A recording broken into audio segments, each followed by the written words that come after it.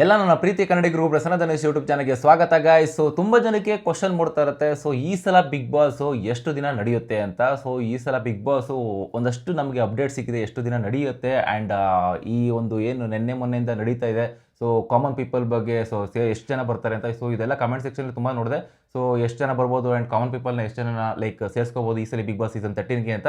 So ಇದಕ್ಕೆಲ್ಲ ಈ ವಿಡಿಯೋದಲ್ಲಿ ಮಾಹಿತಿ ಕೊಡ್ತೀವಿ. ಅದಕ್ಕಿಂತ ಮುಂಚೆ ಇನ್ನಾರ ಚಾನಲ್ ಸಬ್ಸ್ಕ್ರೈಬ್ ಮಾಡ್ಕೊಂಡಿಲ್ಲ ಅಂದರೆ ದಯವಿಟ್ಟು ಇವಾಗ ಸಬ್ಸ್ಕ್ರೈಬ್ ಮಾಡ್ಕೊಳ್ಳಿ ಆ್ಯಂಡ್ ಲೈಕ್ ಮಾಡೋದು ಮರಿಬೇಡಿ. ಬನ್ನಿ ಇವಾಗ ಈ ಒಂದು ವಿಡಿಯೋದಲ್ಲಿ ಯಾರ್ಯಾರು ಬರ್ತಾರೆ ಏನು ಕತೆ ಅಂತ ತಿಳ್ಕೊಳ್ಳೋಣ. ಸೊ ಅದಕ್ಕಿಂತ ಮುಂಚೆ ಲಾಸ್ಟ್ ಸೀಸನಲ್ಲಿ ನಿಮಗೆ ಗೊತ್ತಿರೋ ಹಾಗೆ 114 ಡೇಸ್ ನಡೀತೆ ಆ್ಯಕ್ಚುಲಿ ಹೇಳ್ಬೇಕು ಅಂತಂದರೆ. ಸೊ ಕಂಪ್ಲೀಟ್ 120 ಡೇಸ್ ಕಂಪ್ಲೀಟ್ ಆಗಿರಲಿಲ್ಲ. ಓನ್ಲಿ ರೀಸನ್ ಯಾಕಪ್ಪ ಅಂತಂದರೆ ಮೇ ಬಿ ಒಂದು ಸೈಡೆಡ್ ಆಗೋಯ್ತು ಅಂತ ಅನ್ನಿಸ್ತು. I mean already almost 50 days ಆಗ್ತದಂಗೆ ಗಿಲ್ಲಿ ಅನ್ನೋದೊಂದು ಹವಾ ಕ್ರಿಯೇಟ್ ಆಗಿ ಕ್ರೇಜ್ ಕ್ರಿಯೇಟ್ ಆಗೋಯ್ತು. ಆಲ್ಮೋಸ್ಟ್ ಎವ್ರಿ ಟೈಮ್ 80% ಕಮೆಂಟ್ಸ್ಗಳಿದ್ದೇನಪ್ಪ ಅಂತಂದ್ರೆ almost Gilli winner and even ವೋಟ್ಸ್ಗಳು ಕೂಡ ಅದೇ ರೀತಿ ಗಿಲ್ಲಿ ಅಂತ ಹಾಕ್ತಾ ಇದ್ರು. ಬಟ್ ಇವಾಗ ಏನಪ್ಪಾ ಅಂತಂದ್ರೆ ಆ್ಯಕ್ಚುಲಿ ಒಂದು ಅಪ್ಡೇಟ್ ಬಂದಿರೋದು ಆಲ್ಮೋಸ್ಟ್ 120+ ಡೇಸ್ ಬರುತ್ತೆ ಅಂತ ಹೇಳ್ತಾ ಇದ್ದಾರೆ. ಸೊ ಐ ಥಿಂಕ್ ಆಲ್ಮೋಸ್ಟ್ ಒಂದು 4.5 months ವರೆಗೂ ಬರ್ಬೋದು. 130 ಡೇಸ್ ವರೆಗೂ ರೀಚ್ ಆಗಬಹುದು ಅಂತ ಒಂದು ಅಪ್ಡೇಟ್ ಬರ್ತದೆ. ಯಾಕಂದ್ರೆ ಕಾಮನ್ ಪೀಪಲ್ ಕೂಡ ಆಡ್ ಆಗ್ತಾ ಇದ್ದಾರೆ. ಸೊ ಐ ಥಿಂಕ್ ಒಂದು ರೀಸನ್ ನೀವು ಅರ್ಥ ಮಾಡ್ಕೊಳ್ಬೇಕಾಗಿರೋದು ಏನಪ್ಪಾ ಅಂತಂದ್ರೆ ಕಾಮನ್ ಪೀಪಲ್ ಎಕ್ಸ್ಟ್ರಾ ಬರ್ಬೋದು. ಯಾಕಂದ್ರೆ ಲಾಸ್ಟ್ ಸೀಸನ್ ಅಲ್ಲಿ ನಮಗೆ ಕಾಮನ್ ಪೀಪಲ್ ಟೋಟಲ್ ಆಗಿ 18 ಕಂಟೆಸ್ಟೆಂಟ್ ಬಂದಿರೋ. ಸೊ ಈ ಸೀಸನ್ ಅಲ್ಲಿ 3 ಜನ ಕಾಮನ್ ಪೀಪಲ್ ನ ಆಡ್ ಮಾಡ್ಕೊಂಡು 21-22 ಮೆಂಬರ್ಸ್ ತನಕನೂ ಸೊ ಹೋಗೋ ಚಾನ್ಸಸ್ ಜಾಸ್ತಿ ಇದೆ. ಅದಕ್ಕೋಸ್ಕರ ಡೇಸ್ ಕೂಡ ಜಾಸ್ತಿ ಮಾಡ್ತಾ ಇದ್ದಾರೆ. ಆ್ಯಂಡ್ ಮೋರ್ ಓವರ್ ಒಂದು ಅಪ್ಡೇಟ್ ಇದು 80% ಈ ತರ ಸಾಧ್ಯತೆ ಆಗುತ್ತೆ ಅಂತ ಅಪ್ಡೇಟ್ ಇರೋದು. ಆ್ಯಂಡ್ ಇನ್ನೊಂದು ಅಪ್ಡೇಟ್ ಏನಂತಂದ್ರೆ OTT ಸ್ಟಾರ್ಟ್ ಆಗ್ಬೋದು ಅಂತ ಒಂದು ಅಪ್ಡೇಟ್ ಇದೆ. ಸೊ OTT ಸ್ಟಾರ್ಟ್ ಮಾಡಿಬಿಟ್ಟು ಸೊ ಅದಕ್ಕೆ ಸುದೀಪ್ ಸರ್ ಬರಲ್ಲ, ಅಂದರೆ ನಾರ್ಮಲ್ ಆಗಿ ಬೇರೆ ಇವರೇ ಇದು ಮಾಡೋದು ಬಿಗ್ ಬಾಸ್ ಟೀಮನ್ನು ಹ್ಯಾಂಡಲ್ ಮಾಡೋ ಥರ ಒಂದು ಅಪ್ಡೇಟ್ ಬರ್ತಾ ಇದೆ. ಸೊ ಮಾಮೂಲಿ ಇದಕ್ಕೆ TV ಇದಕ್ಕೆ ಬಂದಾಗ ಸುದೀಪ್ ಸರ್ ಬಂದೇ ಬರ್ತಾರೆ. ಸೊ ಈ ಒಂದು ಚಾನ್ಸಸ್ 20% ಅಪ್ಡೇಟ್ ಇದೆ, ಬಟ್ 80% ಇರೋದು ಸೊ OTT ಇಲ್ಲ, ನಾರ್ಮಲ್ ಬಿಗ್ ಬಾಸ್ ಬರುತ್ತೆ ಅಂದರೆ ಅಲ್ಲ. ಆ್ಯಕ್ಚುಲಿ OTT ಬರಬೇಕು, ಯಾಕಂದ್ರೆ ಒಂದು ಸೀಸನ್ OTT ಮಾಡಿದ್ರು ಒಂದು ಸ್ವಲ್ಪ ಕ್ಲಿಕ್ ಆಯಿತು. ಬಟ್ ಐ ಡೋಂಟ್ ನೋ ಯಾಕದು ಮತ್ತೆ ಕಂಟಿನ್ಯೂ ಮಾಡಿಲ್ಲ. ಇಲ್ಲ may be Sudeep sir time ಇಲ್ಲ ಅಂತನೋ ಏನೋ ನನಗೆ ಗೊತ್ತಿಲ್ಲ. ಬಟ್ OTT ಬಂದರೆ ಇನ್ನೂ ಮಜಾ ಇರುತ್ತೆ. ಒಂದು ಕಡೆ 2 ತಿಂಗಳು 2 months 60 ಡೇಸ್ ಅದೊಂದು. ಸೊ ಜೊತೆಗೆ ಇದೊಂದು 90 ಡೇಸ್ ಅಂತ ಲೆಕ್ಕ ಹಾಕೊಂಡ್ರು ಆಲ್ಮೋಸ್ಟ್ 140 ಡೇಸ್ ಅಲ್ಲಿವರೆಗೂ ಬಂದ್ಬಿಡುತ್ತೆ ಆ್ಯಕ್ಚುಲಿ. ಸೊ ಐ ಥಿಂಕ್ ಬಂದರೆ ಚೆನ್ನಾಗಿರುತ್ತೆ ಬಂದರೆ ಸಖತ್ತಾಗಿರುತ್ತೆ. 140 ಡೇಸ್ ಯಾರಿಗೂ ಮಜಾ ಮಾಡೋದು ಆರಾಮ್ಸೆ. ಅಂದರೆ ಅಲ್ಲಿರೋ ಕಂಟೆಸ್ಟೆಂಟ್ಗಳನ್ನ ಫೈನಲಿಸ್ಟ್ ಮತ್ತೆ ರನ್ನರ್ ಅಪ್ ಮತ್ತೆ ಇನ್ನೊಬ್ರು ಇರ್ತಾರಲ್ಲ ಥರ್ಡ್ ರನ್ನರ್ ಅಪ್, ಅವ್ರನ್ನ ಕರ್ಕೊಂಡ್ಬಂದು ಒಳಗಡೆ ಬಿಡೋದು. ಇನ್ನಿದ್ದು ಕಂಟೆಸ್ಟೆಂಟ್ಗಳೆಲ್ಲ ಹೊಸಬ್ರು ಕಂಟೆಸ್ಟೆಂಟ್ಗಳು.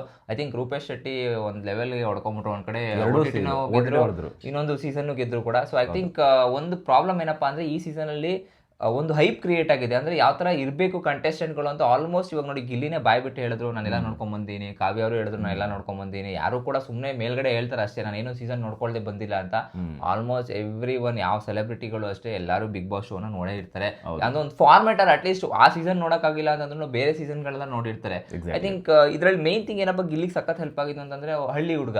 ಸೊ ಐ ಥಿಂಕ್ ಆ ಒಂದು ಸೆಂಟಿಮೆಂಟ್ ಅನ್ನೋದು ತುಂಬಾ ಚೆನ್ನಾಗಿ ಕ್ಲಿಕ್ ಆಯಿತು. ಬಟ್ ಈ ಸ್ಥಿತಿ ಏನಾಗುತ್ತೆ ಅಂತಂದ್ರೆ ಆಲ್ಮೋಸ್ಟ್ ಉತ್ತರ ಕರ್ನಾಟಕ ಆಗಿರ್ಬೋದು ನೋಡಿ, ಒಂದು ಉತ್ತರ ಕರ್ನಾಟಕದ ಹಳ್ಳಿ ಹೌದು. ಸೊ ಅದೊಂದು ಆಮೇಲೆ ಗಿಲ್ಲಿನೂ ಅದೇ ರೀತಿ ಸಿಂಪ್ಲಿಸಿಟಿ ಆಗಿದ್ರು. ಐ ಥಿಂಕ್ 2 ಸೀಸನ್ ಎಲ್ಲ ಒಂದು ಕಾಮನ್ ಅಬ್ಸರ್ವ್ ಮಾಡೋ ಹಾಗಿದ್ರೆ ಸಿಂಪ್ಲಿಸಿಟಿ ಐ ಥಿಂಕ್ ತುಂಬಾ ಈ ಒಂದು ಸಿಂಪಲ್ ಆಗಿರೋದು, ಜಾಸ್ತಿ ರೆಡಿ ಆಗ್ದಂಗೆ ಓವರ್ ಆಗಿ ಆಡ್ದಂಗೆ ನಾರ್ಮಲ್ ಆಗಿ ಇತ್ಕೊಂಡು ತನಗೆ ಏನ್ ಬೇಕೋ ತನ್ನ ಕೆಲಸ ತಾನು ನೋಡ್ಕೊಳ್ತಿದ್ರೆ ಐ ಥಿಂಕ್ ಜನಗಳಿಗೆ ಬೇಗ ಅದು ಇಷ್ಟ ಆಗುತ್ತೆ. ಐ ಥಿಂಕ್ ಆ ಒಂದು ಫಾರ್ಮುಲಾನ ಐ ಥಿಂಕ್ ಯಾರಾದ್ರೂ ಈ ಸತಿ ಡಿಕೋಡ್ ಮಾಡಬಹುದು.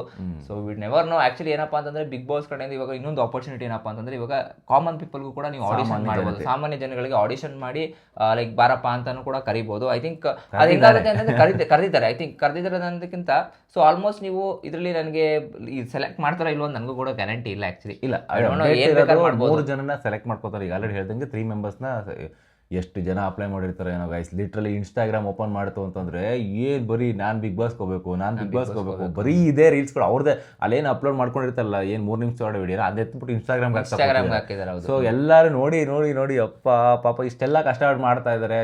ಇವ್ರಿಗೆಲ್ಲ ಚಾನ್ಸ್ ಕೊಡ್ತಾರೋ ಇಲ್ವೋ, ಏನು ಮಾಡ್ತಾರೋ ಏನೋ ಗೊತ್ತಿಲ್ಲ. 3 ಜನ ಗೈಸ್ ಅಪ್ಡೇಟ್ ಇರೋದು 3 ಜನ ಕಾಮನ್ ಪೀಪಲ್ ತಗೋತಾರೆ ಅಂತ. ಈ ತರ ಇವ್ರು ಹಿಂಗ್ ತಗೊಳ್ಳೋದಕ್ಕಿಂತ ಆಲ್ಮೋಸ್ಟ್ ಇವಾಗ ಏನಂದ್ರೆ ಕಾಮನ್ ಪೀಪಲ್ ಅಂತ ಏನಕ್ಕೆ ತಗೊಳ್ಬೇಕು ಒಂದು ರೀಸನ್ ಇರ್ಬೇಕಲ್ವಾ. ಆಲ್ಮೋಸ್ಟ್ ಇವಾಗ ಯಾಕಂದ್ರೆ ವಿನ್ ಆಗೋದು ಬಿಡೋದು ಸೆಕೆಂಡ್ರಿ. ಬಟ್ ಅವರಲ್ಲಿ ಏನ್ ಟ್ಯಾಲೆಂಟ್ ಇದೆ, ಅಟ್ಲೀಸ್ಟ್ ಮಾತಿನ ಟ್ಯಾಲೆಂಟ್ ಆ ತರ ಹುಡುಕ್ಬೇಕು. ಇವರೇ ರಿಸರ್ಚ್ ಆಡಿಷನ್ ಮಾಡ್ಬೇಕು. ಇವ್ರು ವಿಡಿಯೋ ಮಾಡಿ ಕಳ್ಸೋದ್ರಿಂದ ಕೆಲವರು ವಿಡಿಯೋ ಅದೇನೋ ಒಂಥರ ಅವ್ರಿಗೂ ಏನ್ ಮಾಡ್ತಾರ ಕರೆಕ್ಟಾಗಿ ಮಾಡ್ತಾರ ಇಲ್ಲೋ ಗ್ಯಾರಂಟಿ ಇರಲ್ಲ.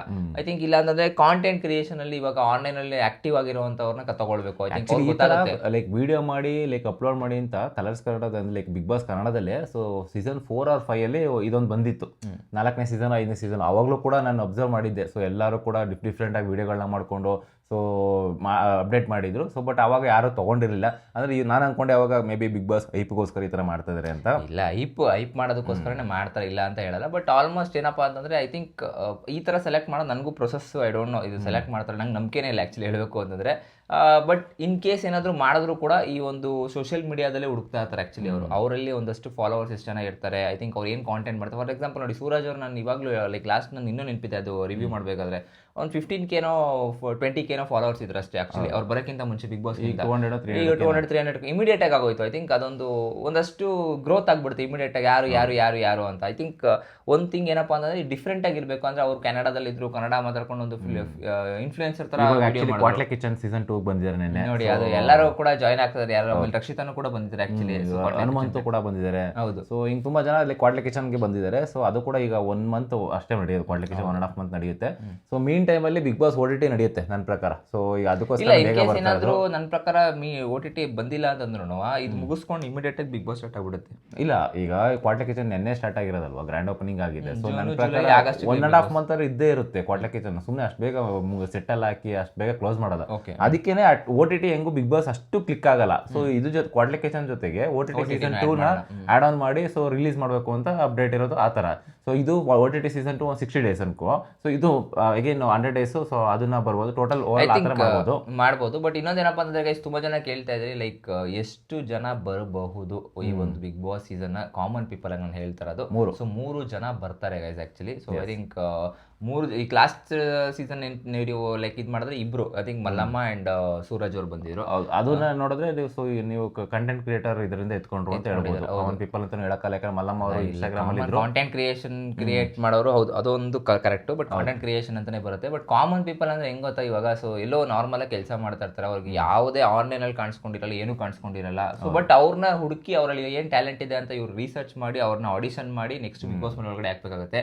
ಬಟ್ ನನ್ನ ಪ್ರಕಾರ ಪಕ್ಕ ಹೆಂಗಿರ್ಬೇಕು ಅಂದ್ರೆ ಪಾಪ ತುಂಬಾ ಬಡವರು ಇರಬೇಕು. ಸೊ ಅಂತವ್ರನ್ನ ಹಾಕೊಂಡು ಇನ್ ಕೇಸ್ ವಿತ್ ಟ್ಯಾಲೆಂಟ್ ಇದ್ದಾಗ ನನಗೆ ಇನ್ನೂ ಖುಷಿ ಆಗುತ್ತೆ. ಅವಾಗ ಅಟ್ಲೀಸ್ಟ್ ಏನೋ ಒಂದು ಸ್ವಲ್ಪ ಅರ್ನಿಂಗ್ಸ್ ಆಯ್ತು, ಅವರು ಲೈಕ್ ಜೀವನದಲ್ಲಿ ಏನೋ ನಡ್ಸ್ಕೊಂಡು ಹೋಗ್ತಾರಪ್ಪ ಅನ್ನೋ ಥರನೇ ಇರಬೇಕು. ಸೊ ಆ ಥರ ಹುಡುಕಿದ್ರೆ ಇನ್ನೂ ಖುಷಿ ಆಗುತ್ತೆ ನನಗೆ ಆಕ್ಚುಲಿ ಬಿಗ್ ಬಾಸ್ ಕಡೆ. ಆಲ್ರೆಡಿ ಹೇಳ್ದಂಗೆ 120 days ಮಿನಿಮಮ್ ನಡೆಯುತ್ತೆ ಈ ಸೀಸನ್ 13 ಆ್ಯಂಡ್ 3 ಜನ ಕಾಮನ್ ಪೀಪಲ್ ಬರ್ತಾರೆ. ಆ್ಯಂಡ್ ನೆನ್ನೆ ಕಮೆಂಟ್ಸಲ್ಲಿ ನಾವು ಆ್ಯಕ್ಚುಲಿ ಹೇಳಿದ್ವಿ, ಸೊ ಬಿಗ್ ಬಾಸ್ ಸೀಸನ್ 13ಗೆ ಕಾಮನ್ ಪೀಪಲ್ ಹೋಗ್ಬೋದು, ನೀವು ಕೂಡ ಅಪ್ಲೈ ಮಾಡಿ ಅಂತ. ತುಂಬಾ ಜನ ನಮಗ್ ಹೋಗಿ ಅಂತ ಹೇಳ್ತಾ ಇದ್ದೀರಾ. ಬಟ್ ಸ್ಟಿಲ್ ನೋಡೋಣ, ಗಾಡ್ ಬ್ಲೆಸ್. ಇಲ್ಲ ಆಕ್ಚುಲಿ ಏನು ಗೊತ್ತಾ, ಅವರೇ ಸೆಲೆಕ್ಟ್ ಮಾಡಿದ್ರೆ I think it good I think ಅನ್ಸುತ್ತೆ. ನಾವು ಹೋಗಿ ಆಡಿಷನ್ ಕೊಟ್ಟು ಐ ಥಿಂಕ್ ಅದು ವಿಡಿಯೋದಲ್ಲಿ ಐ ಥಿಂಕ್ ಅದು ಮಾಡೋದು ಸ್ವಲ್ಪ ಬೇಡ. ಅವರೇ ಬರಲಿ, ಅಪರ್ಚುನಿಟಿ ಆ ಕಡೆಯಿಂದನೇ ಬರಬೇಕು. ಸೊ ನಾವು ಹೋಗೋದಕ್ಕಿಂತ ಅಪರ್ಚುನಿಟಿ ಅಲ್ಲಿಂದ ಮುಂದೆ ಏನೋ ಟ್ಯಾಲೆಂಟ್ ಇದೆ ಅಂತ ಹುಡುಕಿದಾಗ ಇನ್ನೂ ಖುಷಿ ಆಗುತ್ತೆ ಆಕ್ಚುಲಿ. ಲೆಟ್ಸ್ ಸಿ ದಟ್ ಏನ್ ಬೇಕಾದ್ರೆ ಆಗ್ಬೋದು ಫ್ಯೂಚರ್ ಅಲ್ಲಿ ನೋಡೋಣ.